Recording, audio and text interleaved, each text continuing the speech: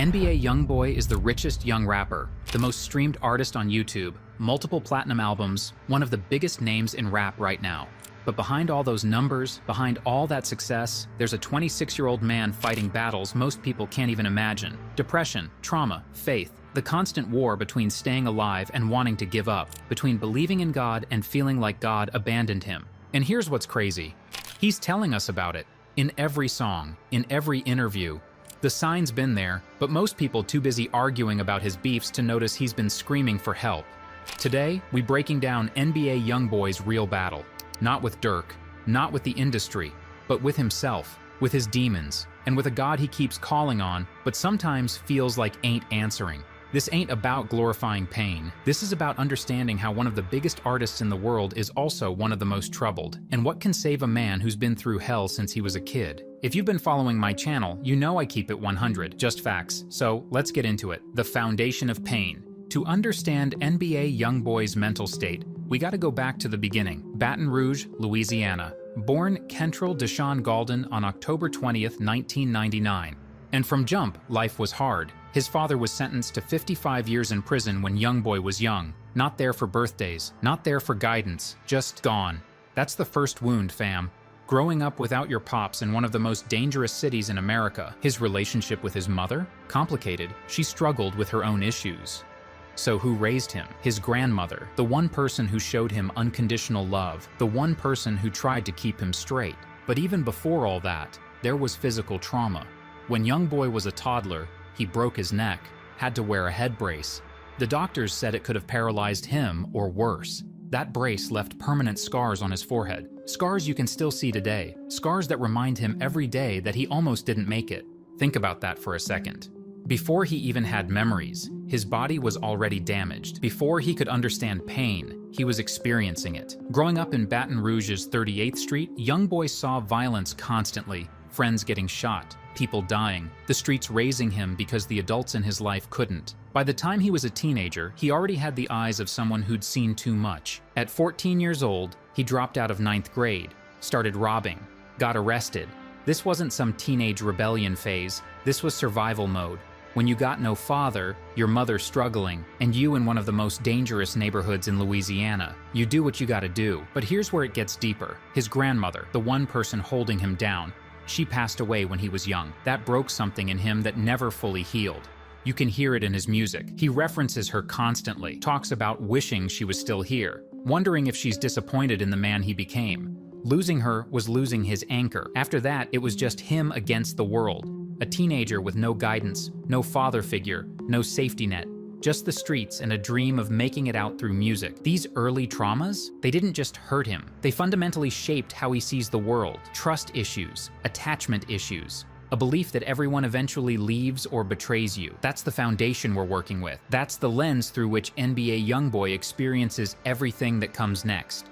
The depression spiral. So YoungBoy starts rapping around 2015, 2016, and from the jump, his music is dark. Not just street shit, not just tough talk, real pain, real depression, real thoughts of not wanting to be here no more. But as his career taking off, his personal life is falling apart. 2016, he catches his first major case, arrested for attempted first-degree murder. He beats it eventually, but he's in and out of jail as a teenager. Every time he getting momentum with his music, the law pulling him back. Then, in 2017, there's the shooting in Austin, Texas. Shots fired, people injured. More legal trouble, more stress, more paranoia. By 2018, he's blowing up, but he's also on probation. Can't move freely, can't live his life. The fame is growing, but so is the depression. He's making money but losing friends, gaining fans but feeling more alone. His relationships becoming public. Jania Benia, they was in love, but it was toxic. Public fights, breakups, makeups, social media documenting everything. Then Yaya Mayweather, Floyd's daughter, gets involved.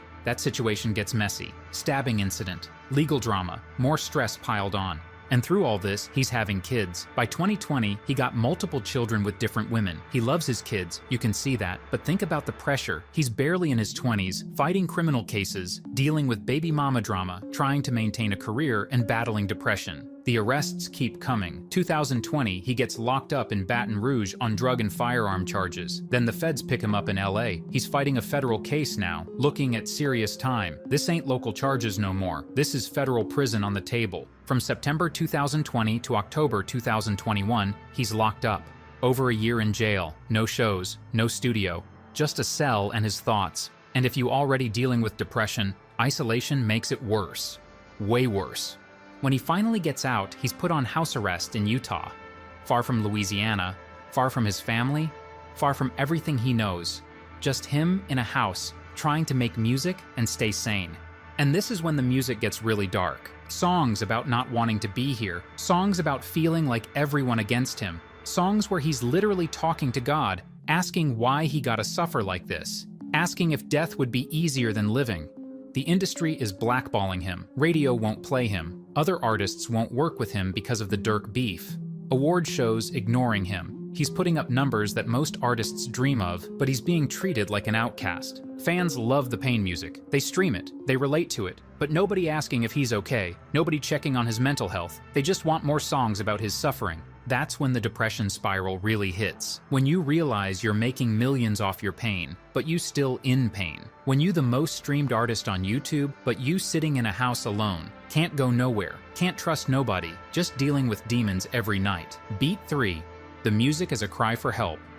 Now, here's where it gets interesting, because if you actually listen to NBA YoungBoy's music, not just vibe to it, but really listen, you realize he's been telling us exactly what he's going through.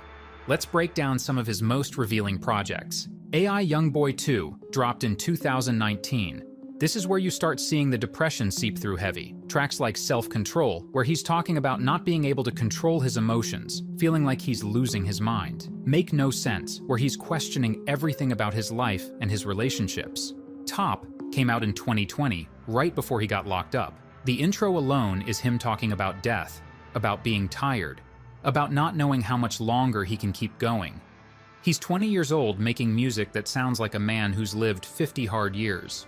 Then, Sincerely, Kentrell drops in 2021 while he's still locked up. And fam, this might be his darkest project. White Teeth has him talking about suicide, not in a metaphorical way. In a very direct, I think about killing myself way. Nevada is him pouring out pain about feeling alone despite having everything.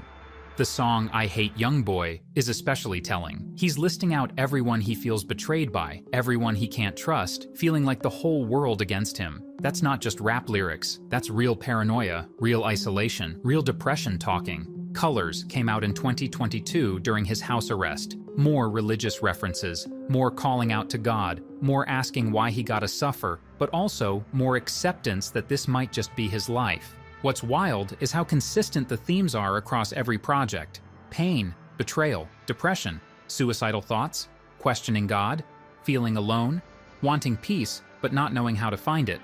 And his fans? They eat it up. Not because they want him to suffer, but because they relate. Millions of young people dealing with the same depression, the same dark thoughts, the same feeling of being alone in a crowded world. They hear YoungBoy and feel seen.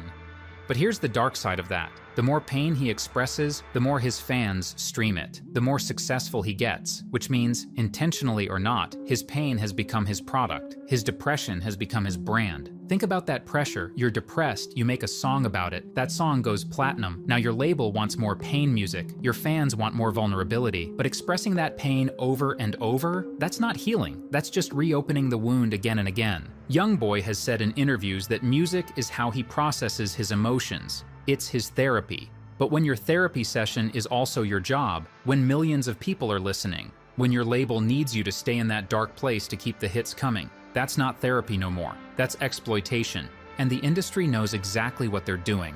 They'll push him to drop project after project. Give us more of that pain, YoungBoy. Fans love it. It's selling. Never mind that the artist creating it might be drowning. Religion as the anchor. But here's what people miss in all the depression talk. NBA YoungBoy is deeply religious. Not in a fake way, not for show. Real faith that he holds on to like a lifeline. Throughout his entire discography, he references God constantly. More than almost any other rapper, he's praying in songs, asking God for forgiveness, asking God for protection. asking God why he gotta go through so much. In interviews, he wears crosses, talks about reading scripture, references the Bible. You can tell it's real to him, it's not a gimmick. In Lonely Child, he says he talks to God daily, asks God to take away his sins, admits he does wrong but needs divine intervention because he can't save himself. Blackball has him questioning why God put him through so much pain if he's supposed to be blessed, asking if God is testing him or punishing him. That's real theological struggle right there. That's someone genuinely trying to understand their purpose in all the suffering. On My Window, he's literally praying for his enemies, praying for protection, praying for his kids to grow up better than he did. That's not surface-level religion. That's someone who believes prayer is powerful. The cross tattoos, the references to being saved, the constant acknowledgement that without God, he'd be dead or in prison for life. This isn't performative. This is a young man who knows he's been protected by something bigger than himself. But here's the tension. And this is crucial to understand. YoungBoy is caught between two worlds, between faith and the streets, between wanting to be righteous and being stuck in situations that require him to be violent, between believing in God's plan and questioning why God's plan involves so much suffering. That internal conflict shows up everywhere. In one song, he's thanking God for his blessings. In the next, he's asking God why he's depressed. In another, he's admitting he's doing things he knows God wouldn't approve of, but he doesn't know how to stop. There's also evidence he's explored different spiritual paths. Islamic influences show up in some of his imagery and references. He's searching, trying to find spiritual grounding in a life that's chaotic, looking for answers in different places because maybe Christianity alone ain't giving him what he needs. What you see is someone desperately trying to hold on to faith while living a lifestyle that contradicts it. Someone who genuinely believes in God, but also lives in constant danger and makes choices that hurt himself and others. Someone who prays for peace but can't stop the chaos around him. That's the battle, fam. It's not just depression versus happiness. It's faith versus reality. It's wanting to be saved, but feeling too far gone. It's knowing God can help you, but not knowing how to fully surrender to that help because the streets still got a hold on you. Religion is his anchor, but sometimes even anchors drag you down if you in water too deep. The internal war. So you got all these forces pulling at NBA YoungBoy at once. Depression, trauma, fame, the streets, faith, legal troubles, fatherhood, the industry, his past, his present, his uncertain future, and all of that creates an internal war that plays out publicly. Let's break down the contradictions he's living in. Fame versus privacy. He's one of the most famous rappers alive, but he hates being famous. He's said multiple times he wishes he could just be regular, but he can't go back. The fame feeds his family. The fame is his career, but the fame also makes him a target, makes his every move scrutinized, makes it impossible to heal privately. Street reputation versus spiritual growth. He comes from the streets. That's his credibility. That's his audience. But the streets require you to be hard, to never show weakness, to always be ready for smoke. Meanwhile, his spiritual journey requires humility, forgiveness, vulnerability. Those two things don't coexist easily. Loyalty versus self-preservation.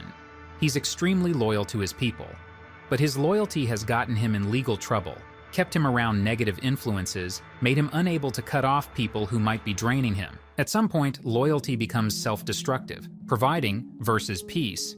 He's got 10+ kids, multiple baby mamas, extended family depending on him, friends on his payroll. The pressure to keep making money to provide for everyone is immense. But making money in rap means staying in the public eye, dropping music constantly, maintaining an image, none of that conducive to mental health and peace. Trust issues. This might be the biggest internal battle. He can't trust nobody. Every friend could be fake. Every woman could want him for his money. Every business partner could be plotting. Law enforcement watching him. Enemies in the streets. Even fans invading his privacy, so he isolates. But isolation feeds depression. But letting people in feels dangerous. That's a lose-lose cycle. The violence loop.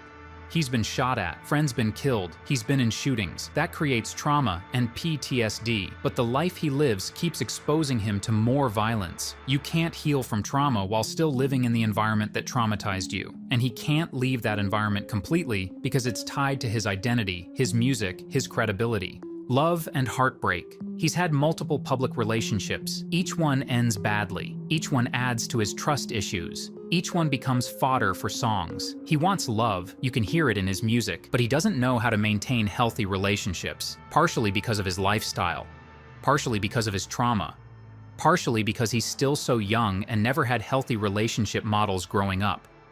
All of these contradictions, they're not separate issues. They're all connected. They feed into each other, create a cycle that's almost impossible to break without major life changes. And those major life changes feel impossible when you got so many people depending on you and so much at stake. Now here's where it gets really dark. NBA YoungBoy has openly discussed suicidal thoughts, not in a casual way. In interviews and songs, he's mentioned thinking about ending it, feeling like death would be easier than living with all this pain. That's not something to take lightly. When someone with that much influence, that many young fans, is expressing suicidal ideation, it's serious.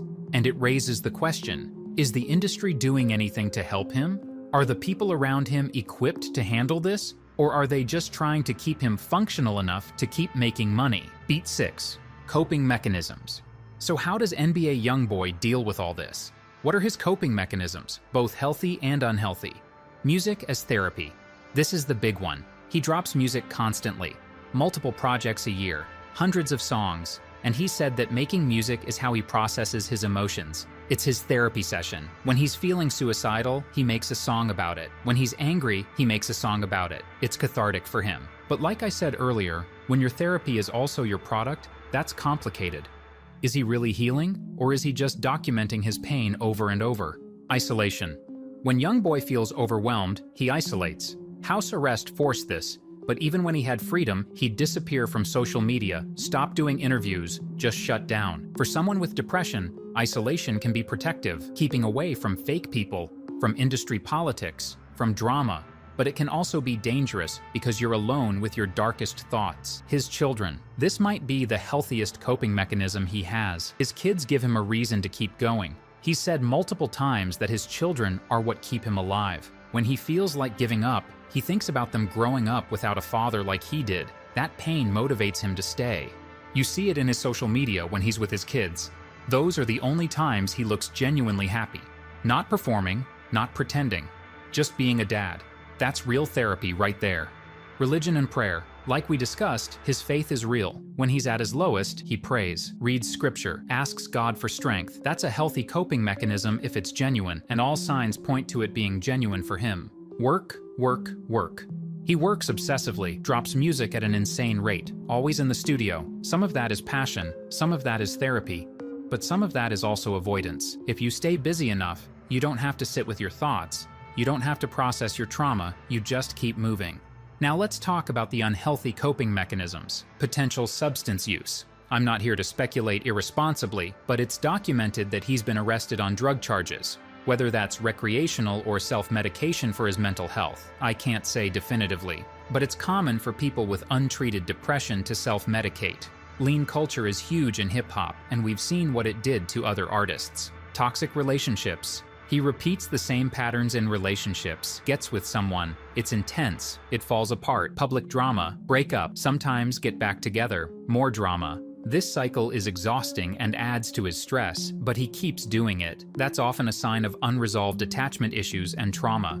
Staying in harmful environments. Even when he had the money to leave Baton Rouge, to distance himself from the streets, to start fresh somewhere safe, he didn't.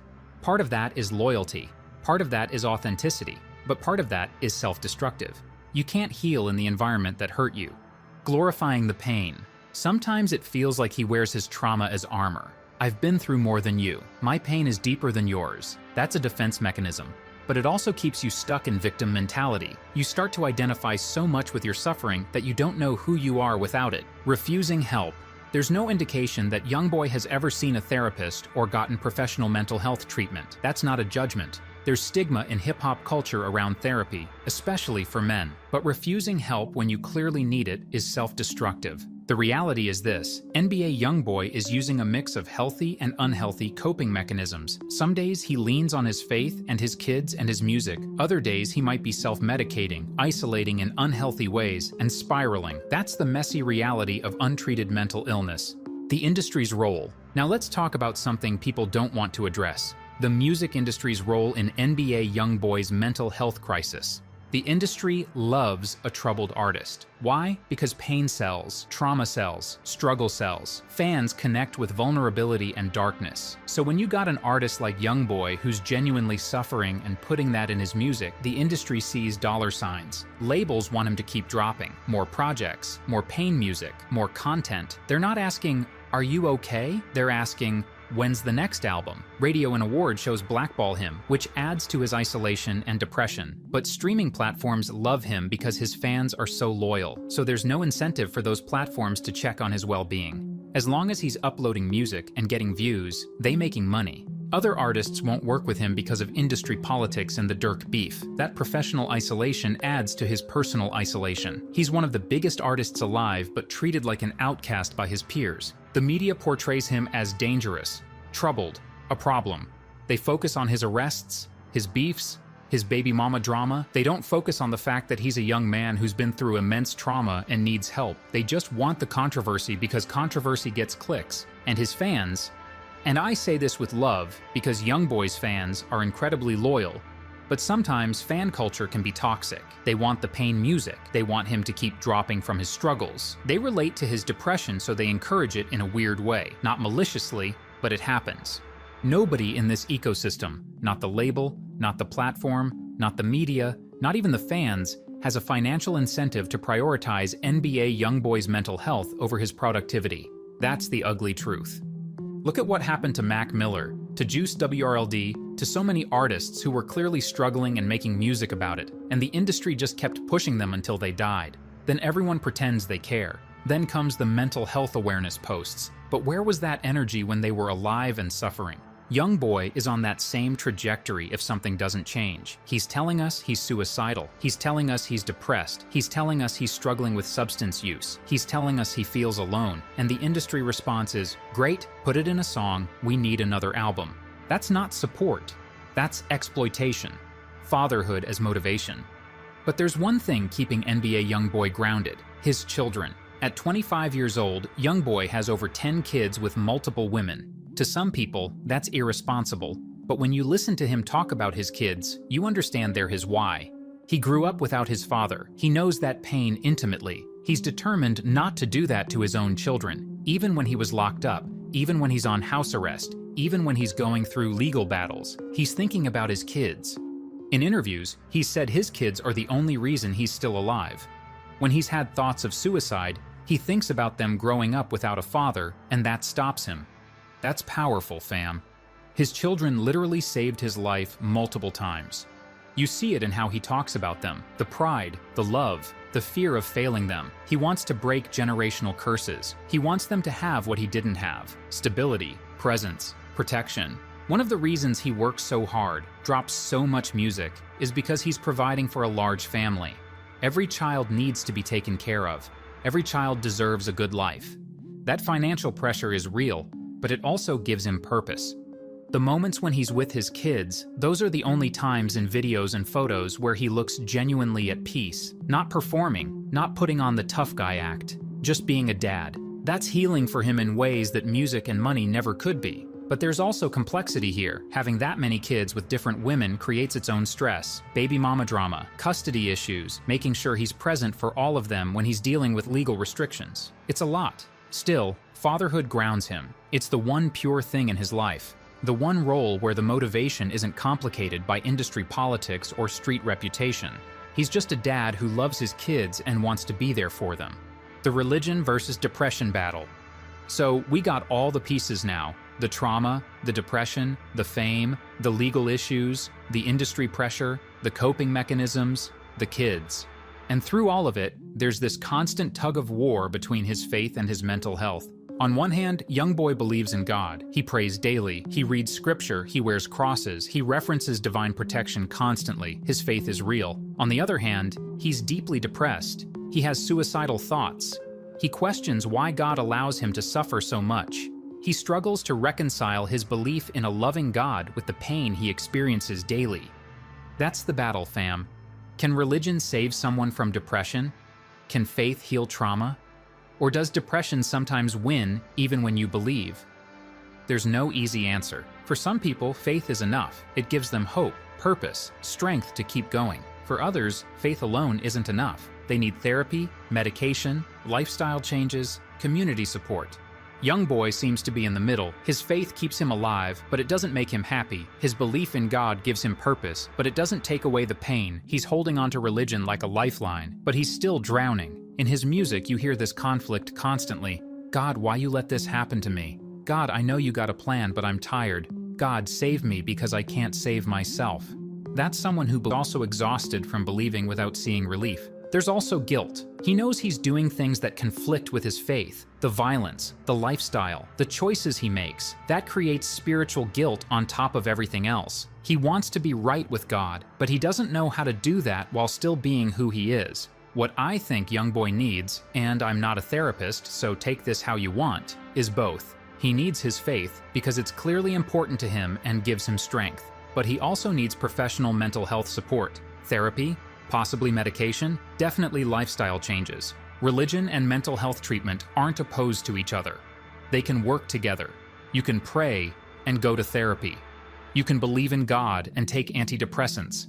You can have faith and do the work to heal your trauma. The danger is when people think faith alone is enough and refuse other help, or when people dismiss religion as meaningless and think therapy alone will fix everything. The reality is usually more nuanced. For NBA YoungBoy specifically, his faith is clearly a protective factor. It's kept him alive this long, but it's not healing him. He's surviving, but he's not thriving. He's holding on, but he's not happy.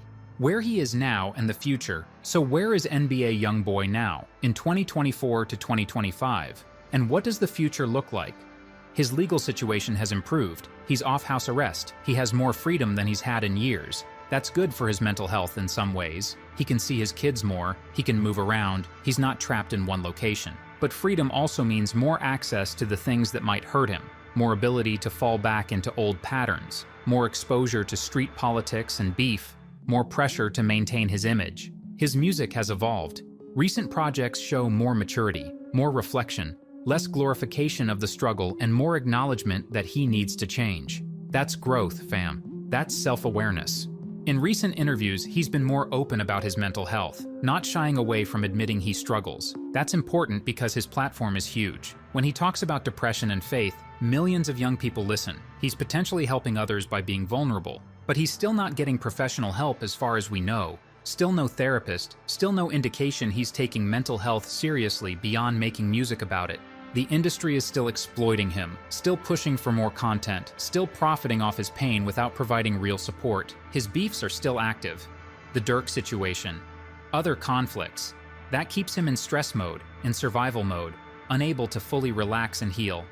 So what's the future? Honestly, it could go either way. Best case scenario, YoungBoy continues to mature, eventually gets professional help, maintains his faith while also doing the work to heal his trauma, raises his kids, creates boundaries with the industry, finds peace.